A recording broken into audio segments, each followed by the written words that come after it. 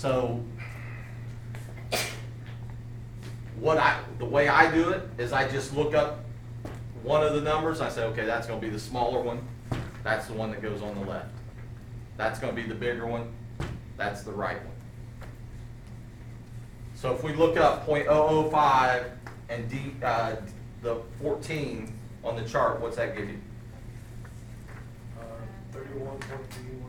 Is that going to be, you think that's going to be the bigger one or the smaller one?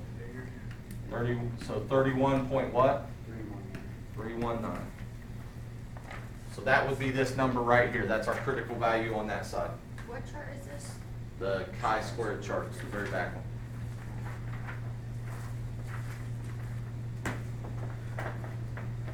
How about if you look up .995 and the 14? 4.075.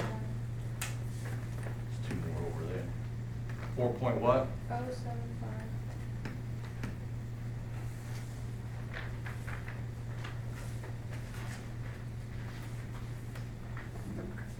Here, Jacob. I'm not going to use it anyway. On this, they just said find those critical values. Those are our two answers.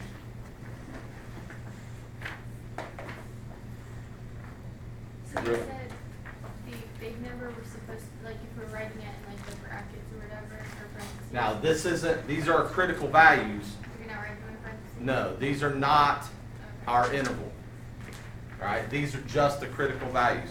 Remember when we were doing the other stuff this chapter, and you're looking at this, and you found this critical value, those were our z-scores or whatever, but then we also had to find the actual interval. We used those z-scores, the zc and all that to find the actual interval.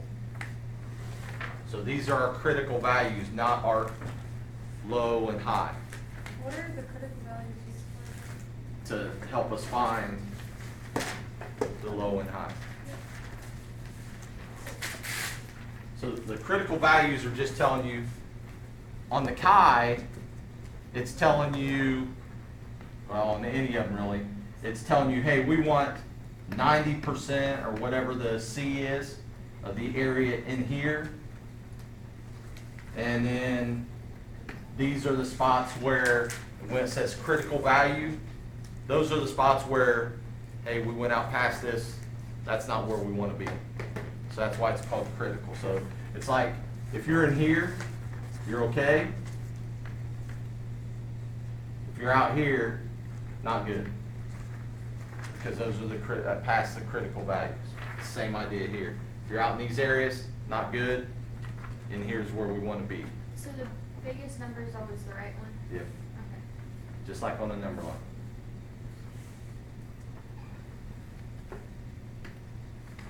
Pick me another one from that set. So Problem 7. They tell us C equals .99, so that means we want to we're going to have confidence that, or 99% confident that it's going to fall in that range. Again, we're not going to find the range in this case because we're just finding the critical values. N is 30. What's the first thing we find? Degrees of freedom. What's that give us? 29. Then we're going to use these two little formulas to help us find the areas. This time I'm going to make sure I write it right.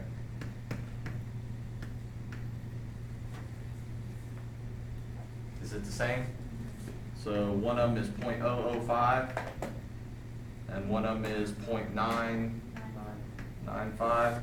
Remember, you just put that .99 right in there, and both of them do a little bit of math. We're going to use this and our DF, which is 29, and the chart to find our chi-squared for the left side and our chi-squared for the right side. So if I look up DF 29 and .005 on the chart, what's that give us? 53.672. And I'm guessing that's probably the right one, right? Yeah. 53.678. 672. That's for 30. It's 52.336. 52.336. Now you gotta make sure, if you look at my homework,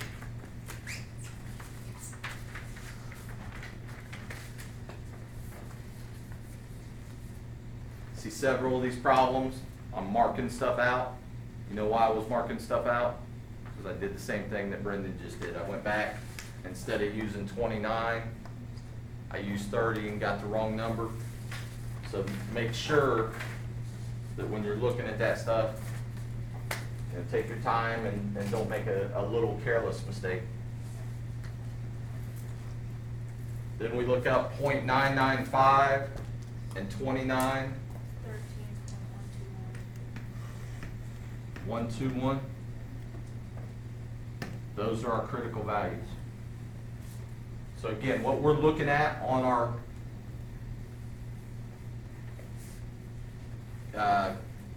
chi-square graph here, which probably my chi-square graphs aren't very good usually. We're saying the critical value over here is 13.121. The critical value over here is 52.336. And we're saying that 99%, we're 99% confident that what we're looking for should fall in there. Now that 99% confident doesn't really do a whole lot until we actually get, because these chi-squared values don't tell us the low and the high, they just tell us, hey, those are the critical values, and we use those to change it to a raw score when we're doing the other problems.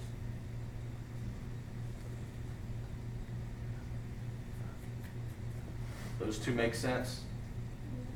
Now, the bad thing with this, all this work that we've done here, you have to do that every time to do the other problems, and then more.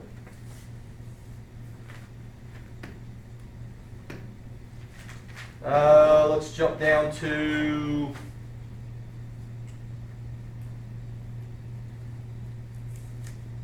(11) or 12. Pick one. 12. Problem 12. So looking at problem 12, I think I said earlier you really don't need the big calculators for this. For 12, you do need the big calculator. What's the first thing you're going to have to do on 12? Put it in a list. Jacob looks on his, so take a minute. I'll give you a couple minutes. Jacob looks on his, one of the lists on my calculator there. I'm hoping. I just changed batteries in it. It might have deleted it.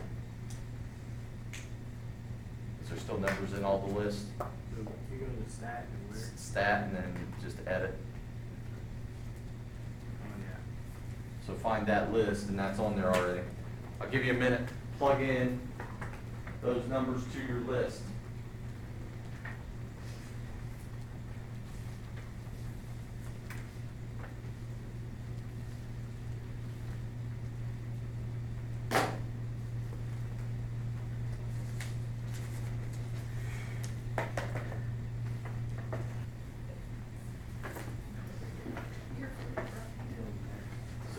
Ms. Clark, does it hurt that I come in here with dirty shirts and stuff?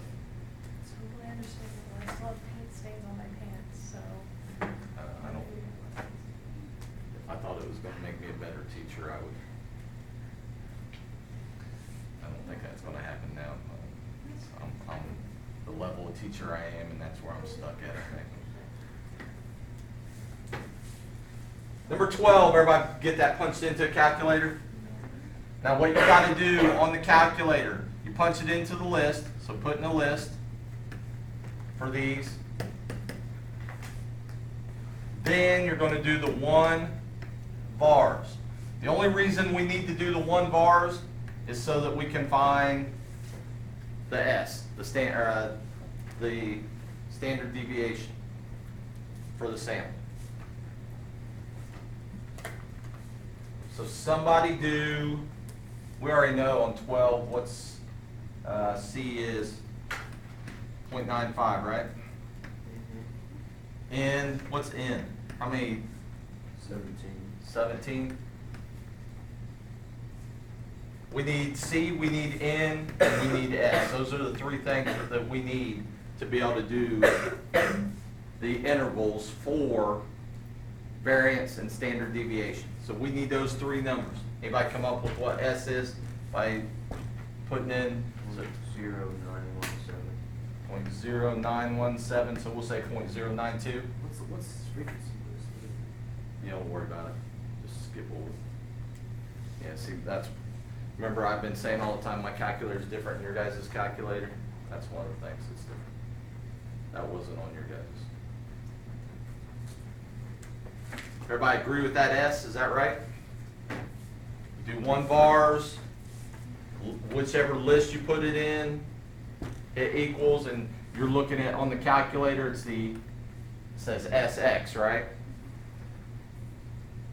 That's the standard deviation.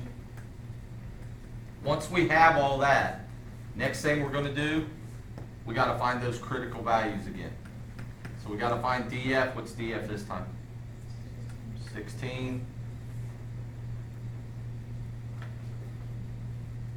So we're gonna do all that same work. I'm probably gonna run out of space up here as I'm doing this work, so I'm gonna write sort of small. First thing we're gonna do is 1 minus C divided by 2, and the 1 plus C divided by 2, to find those numbers. First of all, the 1 minus C would be 0.05. 0.05. And then 1 plus C would be 0.9. You forgot to divide by 2, I think. 0.025. Oh, wait, sorry. Look at That's the- all right. So 0.025, and then what's the 1 plus C divided by 2? 0.975. We're gonna use those two numbers, our DF and the chart, and that's gonna tell us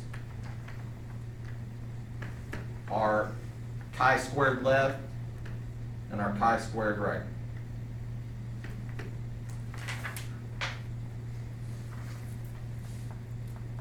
So use your chart. You're looking up on there, you're looking down, 16. I think that's on the side, right? Go down to 16, go over to 0.025, 30.191. and that's probably the right one, correct? 30.191, No,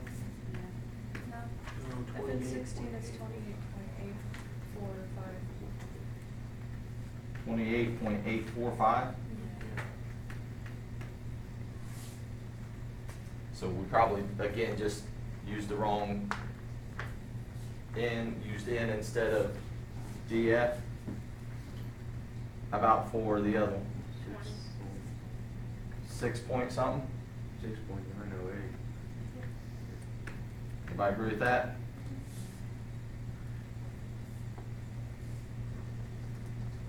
So those are critical values. Now, what we actually want to do this time is we want to find the interval. The way we find the interval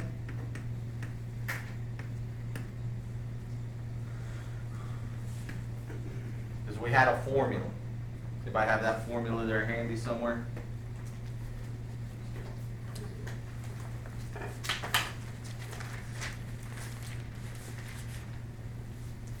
I'm gonna write it up here so that I don't have to C keep equals erasing it. X minus, I think you're on the wrong one. One for standard deviation and variance. Variance and standard deviation.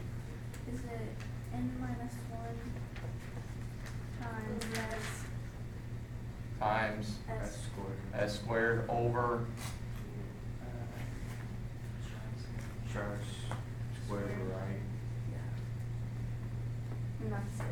And then it's the same for the other. now it says this, right? Yeah. Yeah. What I'm gonna do, yeah, you're looking at the one below it. What I'm gonna do is I'm gonna get rid of this, and what you can do for your interval is just put the two different parts in parentheses like that with the comma in between them. What's the other side? And Same this thing, is but- one. What?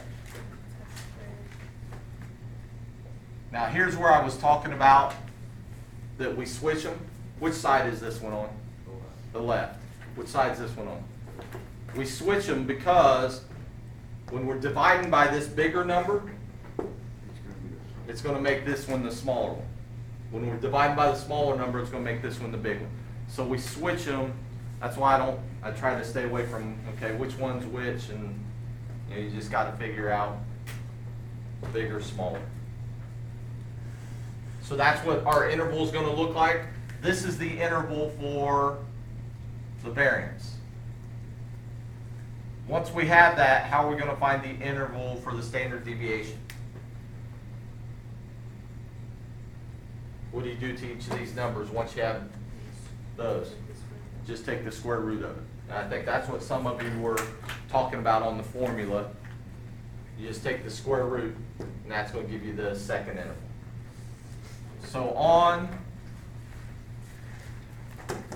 the variance, for the variance, what's our n this time? 17. So we do 17 minus 1. What's our s this time? 0.092. Ignore that. Squared. Divided by, what's our chi right? 28.845.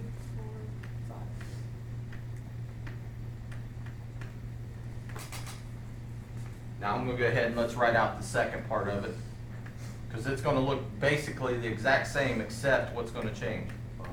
The bottom. So everything else is going to stay the same. All it's going to change is the bottom is going to change to what? 6.908.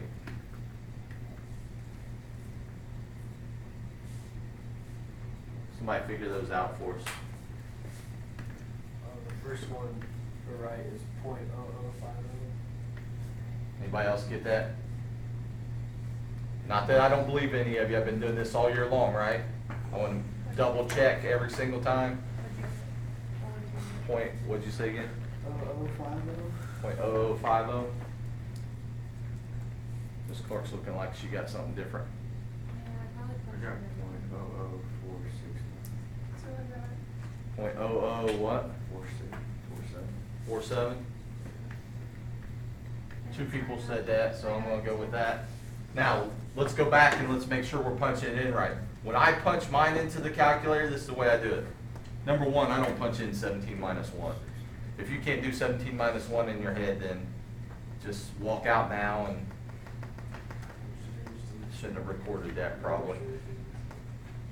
16, so I punch in 16 times 0.092 squared, use the squared button on the calculator, it equals, then I hit divided by whatever the bottom is. And if you do that, You get what? 0.0050. So he's still getting the same answer. I got .0047. Yeah. What was your guys' answer at the end? 0.1354? I have the same answer. 0.1354. You're putting 92. It is 92. God.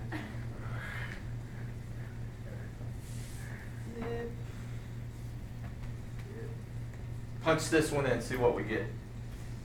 0.0196. Yeah, I got that. 0.0196. Is that what you said? 0.0196, yeah.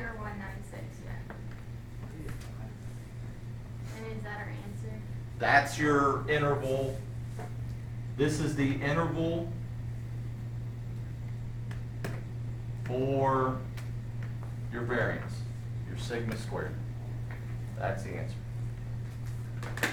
Now that's one of the answers, because they also ask you to find the interval for what? For the standard deviation. So we need to find the interval for the standard deviation. And how are we going to do that? You just take these two numbers and take the square root of each one. So hit second square root, 0.0047, hit enter, and it's going to tell you the interval, or the low end of the interval. Say it again. 0.68. 0.68. Yeah. .068. How about the high end of the interval?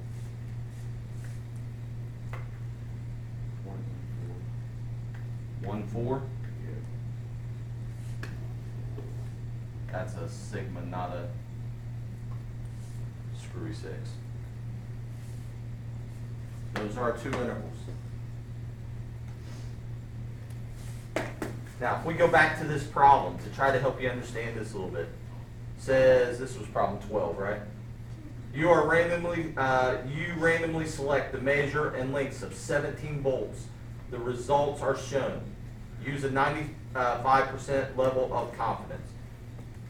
So we're selecting these bolts, and when we manufacture these bolts, they're supposed to have a certain length, right? So we don't want a bolt coming out this long, then the next bolt coming out this long, and the next bolt coming out this long. We want them all to have that same length, all right? And so we measured them, and you see all the lengths down there. What we're saying is with 95% confidence, about the standard deviation, we can say that the bolts should never deviate by more than this on their length. All right, so they should never ever .068. They should never be more than about 0.07 of an inch too short. And here we're saying they should never be more than about 1/10 of an inch too long. They should stay in that. So if our bolt was supposed to be 2 inches long, somebody help me out, what's 2 minus that? 0.068. 1.9 what? 32. What's 2 plus 0.14?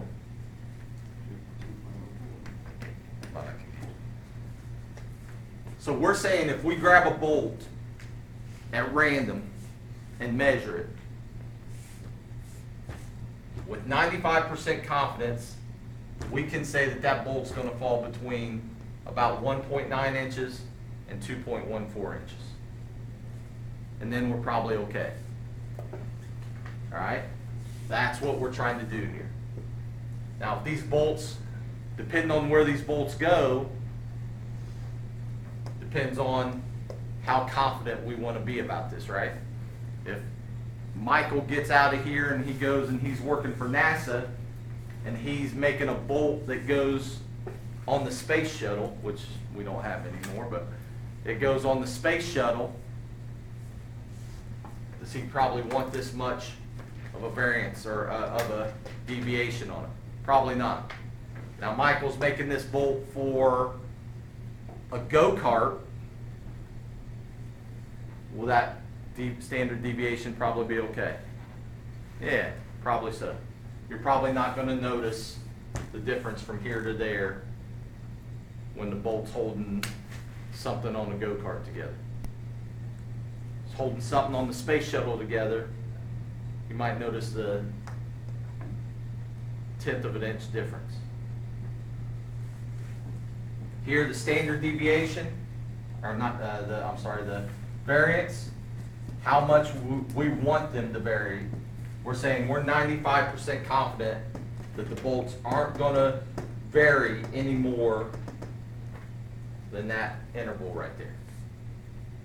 What was the issue with, I think it was Apollo 13 is the one that exploded when it was going up?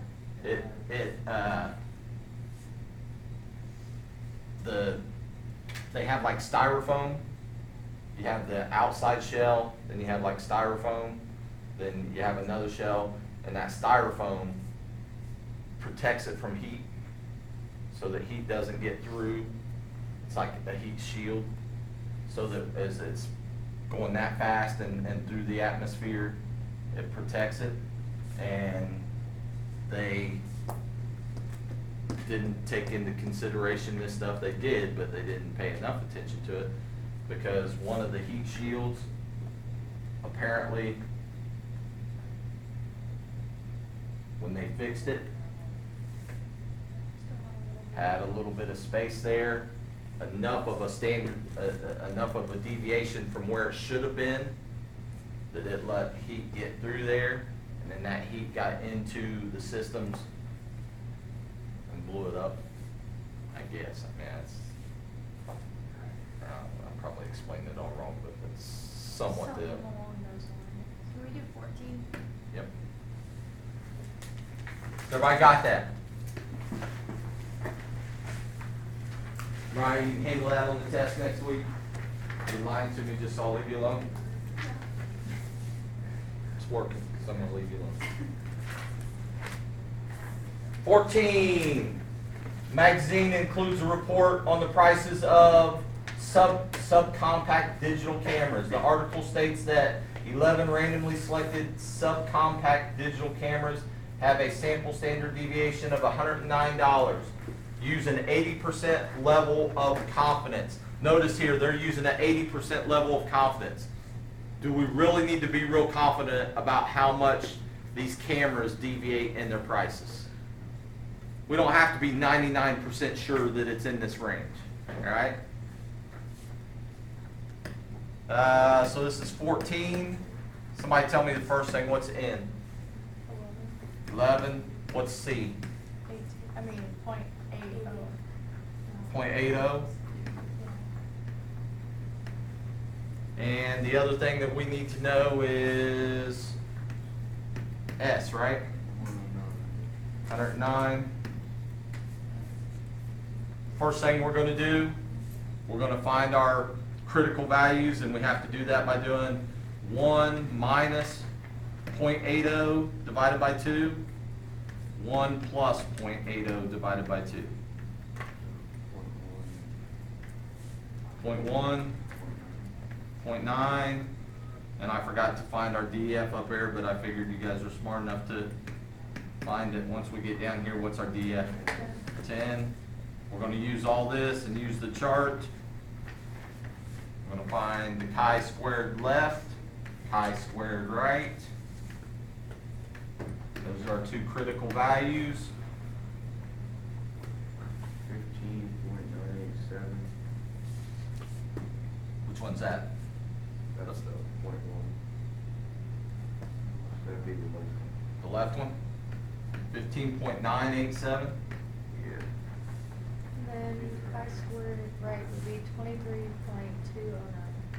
23.209. Wait, is that .90? Be .90, right? Oh, is this 907? No. It should be .1, Oh. so it's 4.8. 4.865. That's what I was thinking. So which one? So it's 4.865 and 15.987. So Yeah, 4.65 is a small one. So we need to change that to the right and this to the yeah, left. And what's the left? it's 4.865. 4.865. Yeah.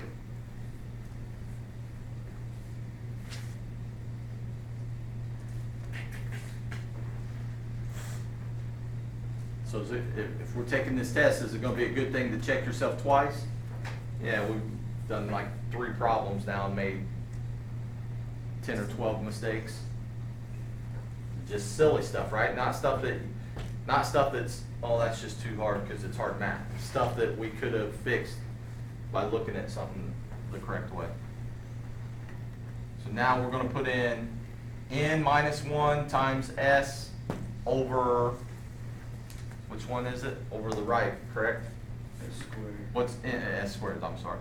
What's n this time? 11. That's a mistake I made too. Make sure you don't do that. 11 minus 1 times, what's our s? 109 squared over, what's our chi right? Chi squared right. 15.987.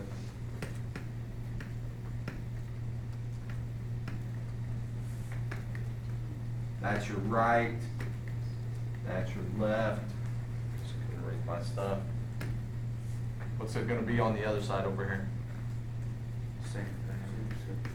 11 minus 1 times 109 squared divided by what? 4.865.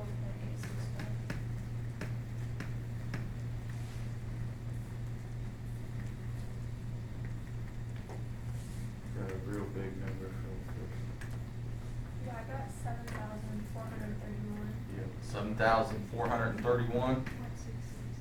So we'll say 7,432, close enough. And then the other one's 2,442. 24221. No, 242. Or wait, 244. 24,421.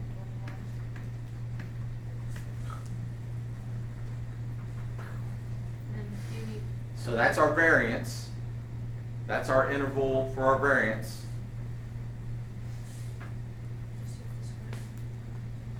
We need the square root. Now we take the square root of each one to find the interval for the standard deviation.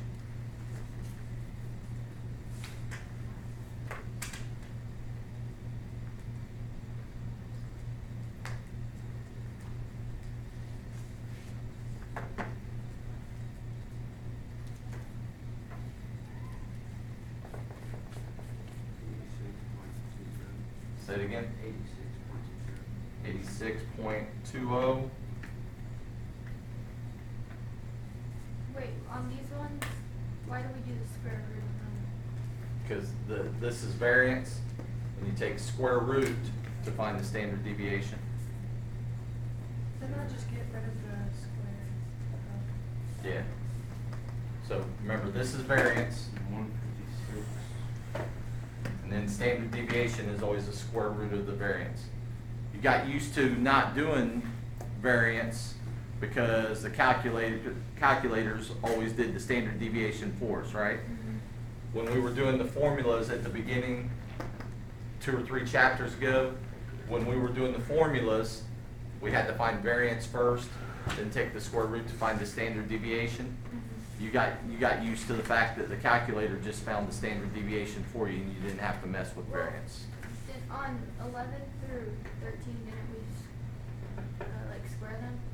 No, see, that's, you're thinking backwards again, because you got used to using the calculator. I thought, I could have sworn we were squaring them. How do we know when to do, like divide and then like from problems 4 to problems like 14? What they were doing in problem 4 is they were just showing you how to do, Start with this one. how to start this problem. So what they were doing is they were like leading you by the hand, step by step. They're saying, okay, the first process that we have to do is this, to find the critical values. Now, to actually do the entire problem and find the intervals, we have to do that part, and then we got to do this. Does that make sense? And did we always have to find the standard deviation of everything? On all these that we did, yeah, because it had a part A and a part B, and they said find the interval for the variance for part A, find the interval for the standard deviation for part B. What's the second half? 156.27. 156? Now what that's telling us is if we're looking at these cameras, we're 80% confident that the prices of the cameras that we look at, the standard deviation should be between $86.20 and $156.27. Now I'm confused on why 11 through 13, the, like, A that we're finding, the numbers are smaller than the B, but now B is smaller than the A.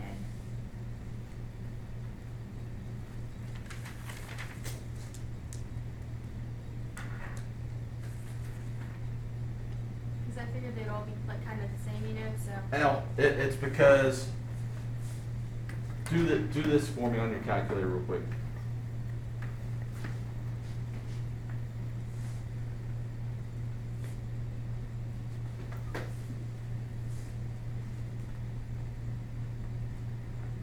Like just that.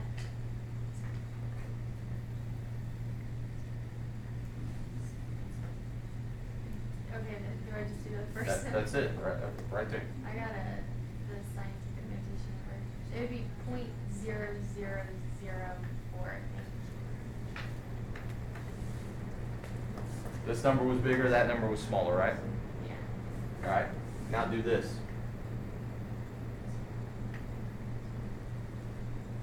If you punch that in your calculator, I'm gonna throw something at you. 25, yeah. What happened here?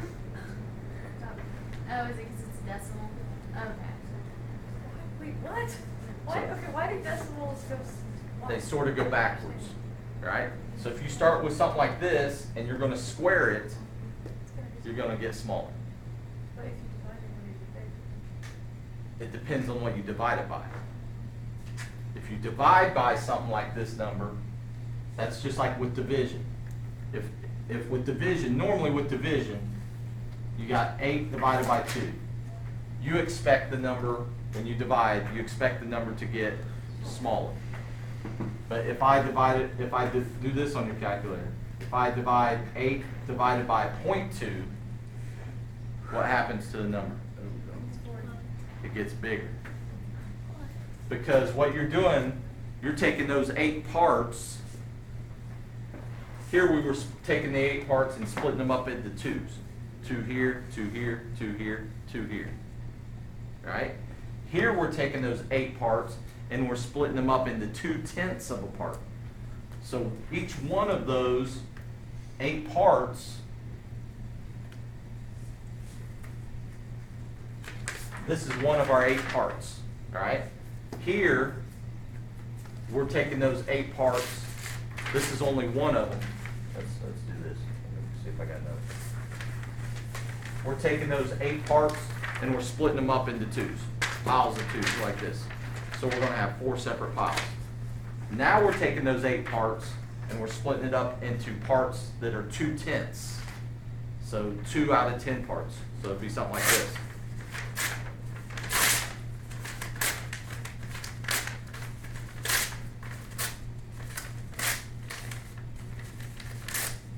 How many parts do I have here now? A whole bunch, right? So I got more parts when you divide it by that 0.2. So when you're dividing by a decimal like that, you're getting more parts. Same idea here. Katie, that makes sense then? Yeah. So it this, makes sense just seeing the decimal, because I was just confused, because 11 through 13, like, it was the same way, it had been the same way, and then from 14 to 15, all that switched. so if you're working with numbers like from 1 down, it's going to sort of go backwards from if you're working with numbers from 1 and larger, you know, the bigger numbers. That's why I was almost thinking we were, like, squaring them the first time, and then, yeah, makes sense. So we do, Pick one of the 2 that's got the charts in it that we haven't worked with in a while. 17. Last one. Make sure your names are on these. 17. First thing we're going to do is we're going to list out that chart, and you can punch it into your calculator in one of the lists while we're listing it out. Somebody help me out so I don't have to keep looking back at the book. We got that dot plot there. Does everybody remember that that's a dot plot? Got that dot plot there. Somebody tell me the first number. 63. Next one. First one's 62. First one's 62. He's right. Again, 62, 65. You should be punching these in your calculator as we do it. Make sure you don't make a mistake. 68, 69, 70, 71, 74, 77,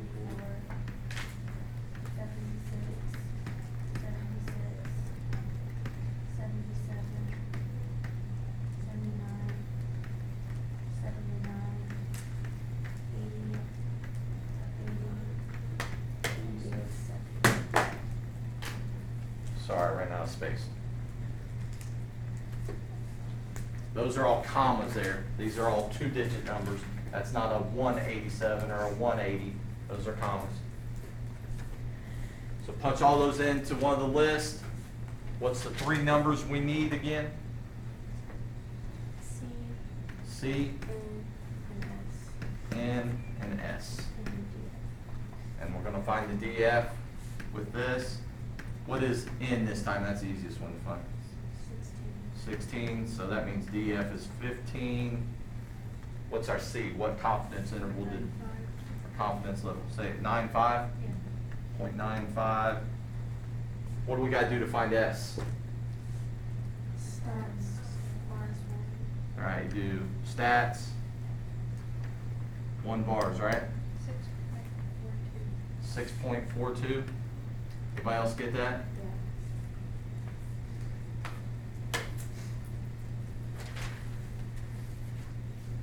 Give you a second to make sure. If you didn't get 6.42, you might go back and check your list. You might have just hit the wrong number or something, right? I think on this problem, when I was doing it yesterday, I think I hit the wrong number. I think I put in, from 76, I hit like 77 once or something. Just because my fingers so fat, hit the wrong button. What do we do after we have all that? Now we gotta find the what? Now we gotta find the critical values. Again, we're gonna do the 1 minus 0.95, 0.95 divided by 2, and the 1 plus 0.95 divided by 2. The first one's 0.025. 0.025, and I'm guessing the next one's 0.975. Yeah. We use those two, the DF, and that's gonna tell us. Now, as I'm doing this, I always put my chi-left first, but we've messed that up several times now, right? So maybe it's better for you guys to do the chi-right first, so you don't make a mistake which one it is. Chi-squared, right, I should say.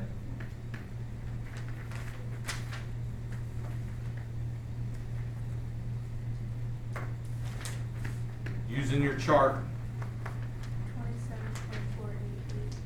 and which one's that gonna be? That's the right, Yes. 27.488. Anybody else get that off the chart? Yeah. That's one of our critical values. How about the chi-squared left? 6.262.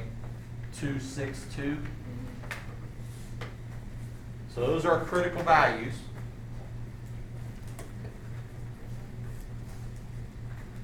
Are we done? No. No, now we gotta do the intervals, right?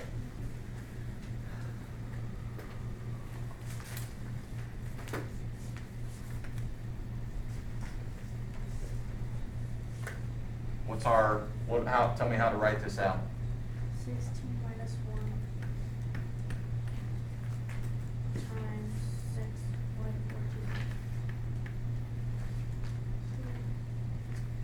divided by 27.4. Same thing on the other side? Sides of the bottom? 16 minus 1 times 6.42 squared over, what's the bottom?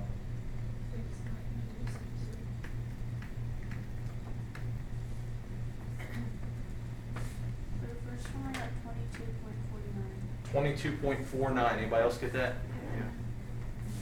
Second one is 98.72. 98.72. Anybody else get that? Yeah. I'm not marking out anything else, so I'm not writing something, so I know it's right. What'd you say, 98 point what? 72. That's our interval for what again? The variance. It's how much variance we should have. Do we need standard deviation? Do we need standard deviation on this one? Yeah. We do? So for standard deviation, what are we gonna do? Square root, which would be 4.74. 4.74, anybody else agree with that? Yeah. 9.3?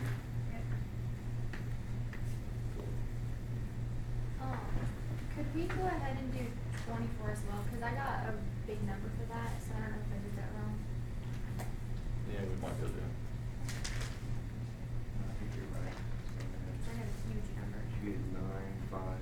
And I have to retype it in because I didn't write it down. So everybody got that much? Making any sense? Yeah. Again, same idea, everything that we've done this chapter has sort of been like this. This is a little different because of the way that we have to find the critical values and stuff. And you can't use your calculator just to do it all. The other 3 sections, a little easier because there are ways to do it on the calculator. So are we doing 24 or not? Mikey got a big number too, so I don't think we need to. I mean, it's because it's a standard deviation is like 3,900. So if it's something like that, what's that going to do to your numbers? When you start squaring stuff, what's it do? It grows exponentially, right? When things grow exponentially, when things grow linearly, can't say it. When they grow linearly, they go up steadily. When they grow exponentially, it shoots up real quick. So in other words, if I took a number like this, if I took 3, somebody help me out. If I squared 3, what do I get? Square 9, what do I get? Square 81, what do I get?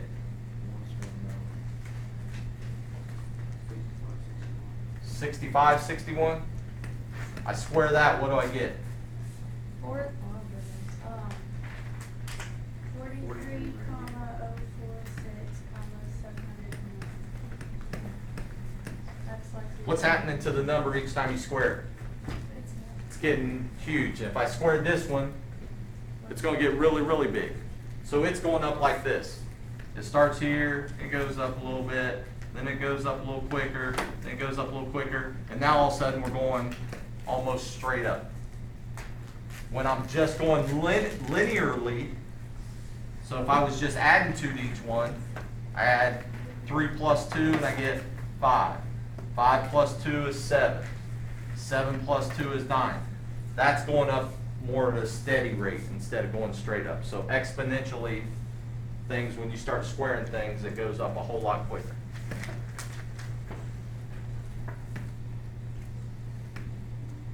All right, we got about 10 minutes. What I want you to do, there's 4 slides here, because there's 4 sections.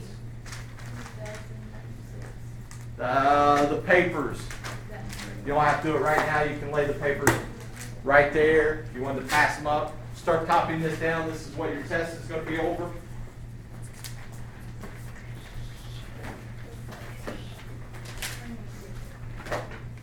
The other number, right? Yeah. I didn't check my letters. You want me to say it's Notice each one of these, I made a slide just for each one. Trying to tell you how to do it on each of the 4 sections that we covered. Each of the different intervals that we covered in this chapter. Now I shouldn't say each of the different intervals because the last section actually covered 2 different intervals. The variance and the standard deviation intervals.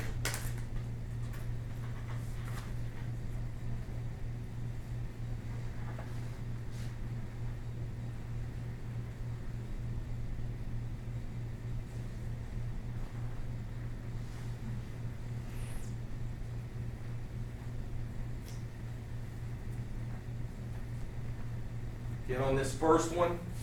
To do the interval, you can punch this into your calculator.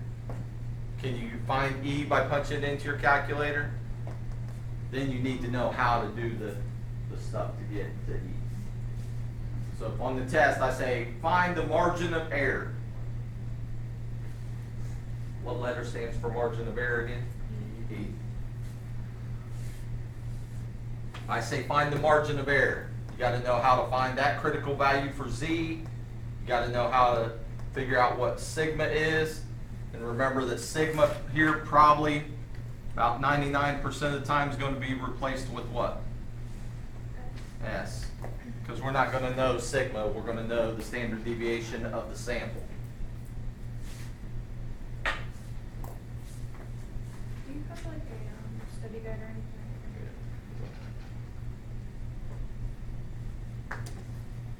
To find the interval, if we were doing it out longhand, we take our x bar minus our margin of error, x bar plus the margin of error. That gives us the high, or the low and the high. You can use a calculator to do that. Somebody help me out real quick. If you do z interval, what things does the calculator need to know?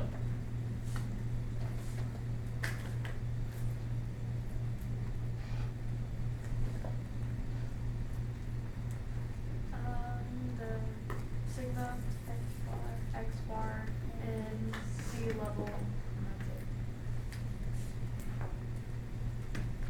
So you need to know sigma, which again is probably going to be what? S instead, right? Sigma, the standard deviation, the mean, and the confidence level. N also? Those four things. Yeah, I guess you got to know N every time, don't you? Otherwise. When can you use this? Use when what? Over 30. When n is greater than or equal to 30. Remember, you're using that when n is greater than or equal to 30. We're using the z stuff. Anytime it's z, it's when our n is 30 or bigger. Wait, which one did you say? The E one? You said 30 or bigger. Right, that's n. If our n is 30 or more, if our sample size is 30 or more, then we use z. We're using the normal stuff. If it's smaller, what do we use? T. And I believe that's the next one. So we use the T stuff if our n is less than 30. The charts that you need the normal chart, you need the T chart, you need the chi chart, which I just passed those out to you last time, right? All stapled together and stuff.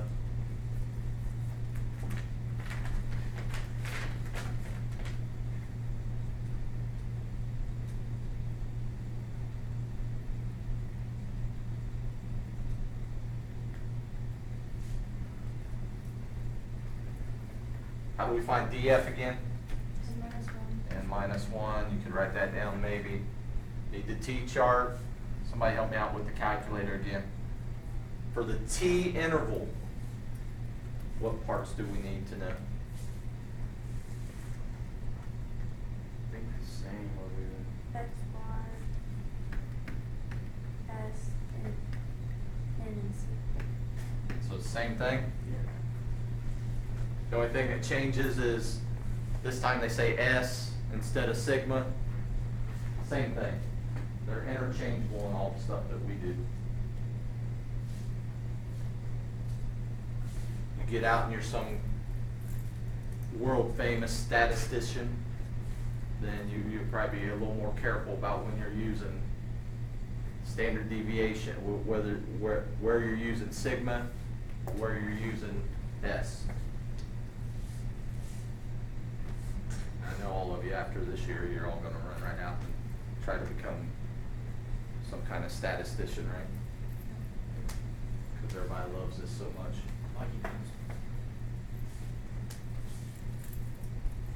Is that what you want to do, Mike? Something like that? No?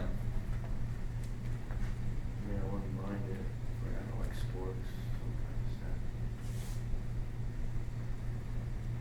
stuff. Sort of going away from it now. They're doing away with trying to do away with the fact that, you know, with the Moneyball and all that, where they were using all those statistics. Now they're saying, yeah, maybe this doesn't work as well as we thought it did.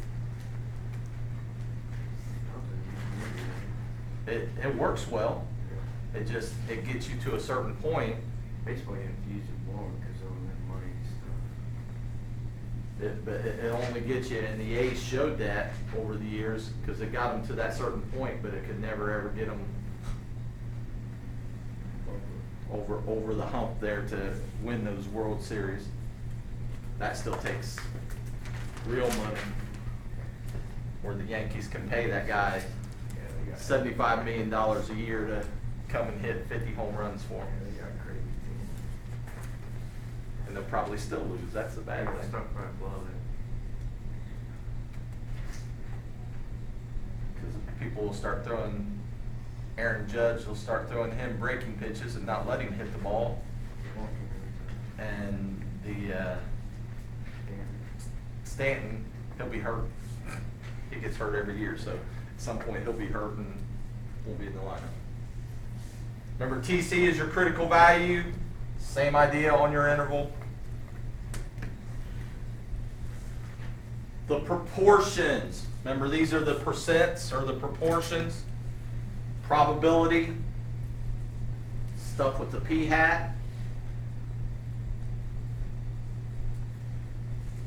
You might want to add some stuff to this. How come I didn't put the calculator? Wasn't there a way to do this on the calculator? There was, right? Yeah, it was that prop. This is the day I missed. Props, yeah, So we'll do 16.5 down here, and we'll.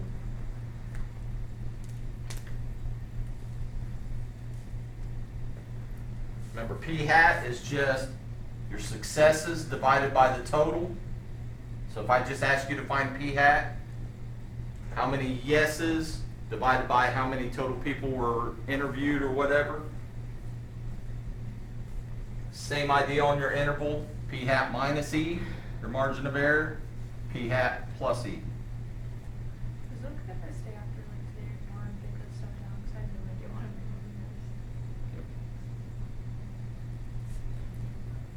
doing. Yep, just come in.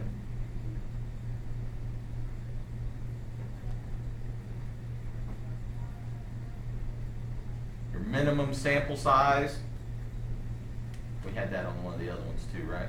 To find the minimum number of people that you actually need to sample, or the minimum number that needs to be in your sample, whether it's bolts that we're picking or whatever, we use that formula. Guarantee there's a few of those problems on the test. I probably should have went over a little more on that previous one. Or was there something on the previous one about minute, or is that the next one I'm thinking of? So what was the calculator? What is the calculator? What was the, on the calculator, what did we use for this one? I think this is the one I messed up on the notes, wasn't it? It was like prop Z or something. Is it like one, was it a 1 prop Z? Yeah. 1 prop Z INT, is that right? X and C. Need X what? N and C. So you can do the interval just by having X, N, and C.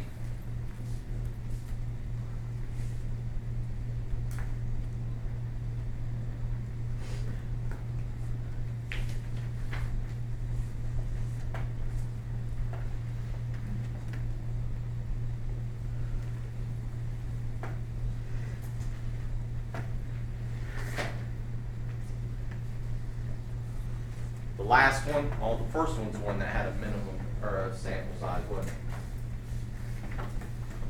The last one, this is for your variance and your standard deviation. No calculator on this. Just have to use those two formulas. Might want to make a list for yourself. Things you got to do. Should be in your notes somewhere. First thing you want to do, you want to find N, you want to find C. What's the other thing? NC. How come I'm forgetting this? We just got done doing these problems. What were the other things that? S. Thank you. NC and S. Number 2, then we want to find the DF, degrees of freedom. Once we found the degrees of freedom, then we were going to use the degrees of freedom and our C, and we were going to do the 1 minus, actually we're going to use the C first. 1 minus C divided by 2, 1 plus C divided by 2.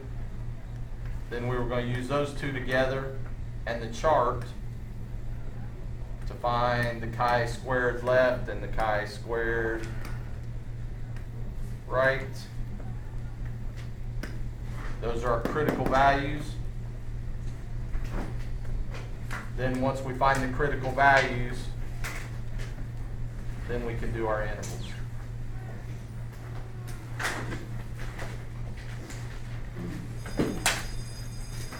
Before you go, grab this. This is your review packet.